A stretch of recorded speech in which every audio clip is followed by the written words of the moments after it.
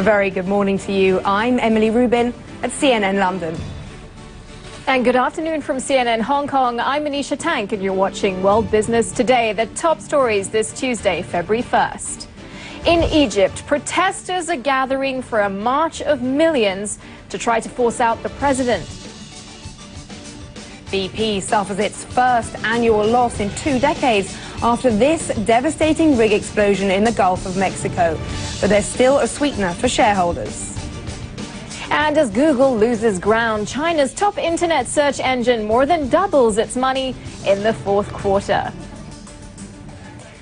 Egypt's credit rating downgraded, its tourism industry crippled, its central bank and stock market closed. Egyptian officials are on guard against financial freefall. Egypt's army has declared that it will not use force to stop the protesters, but officials have shut down the country's mobile phone networks and internet access ahead of today's massive march. Frederick Pleitgen joins us now. He's live in the Egyptian capital. And, you know, Fred, we're hearing about this million-man march. Do you see it happening? Manisha, Egypt's economic activity is virtually frozen and the losses are piling up. You can't get cash because the banks are closed and ATMs are turned off. But what would you do with the cash anyway? Businesses are shut down. Many of them have been looted. Activity at Egypt's ports is slowing down too. The Dubai-based port company DP World is suspending its operations in Egypt as a precautionary measure. Still ahead on World Business Today, a serious situation in Egypt. The new finance minister says it'll be expensive for the economy. Hear how he plans to handle the situation next.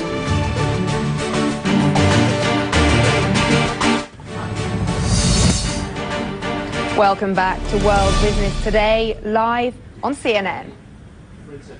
Now, we mentioned earlier that BP has just reported a loss of $4.9 billion, its first full-year loss in more than 20 years. That seems to have pushed its share price down.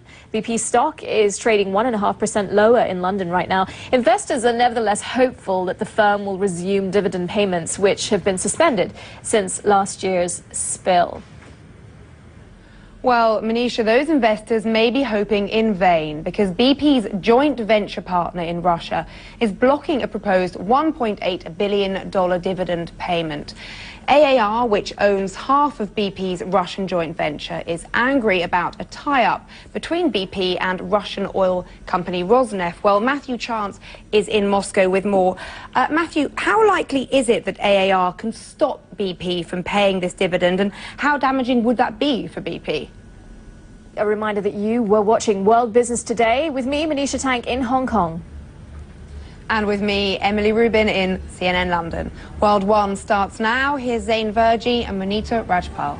Thanks a lot, Emily and Manisha. We are watching developments in Egypt really closely. It's almost midday in Cairo.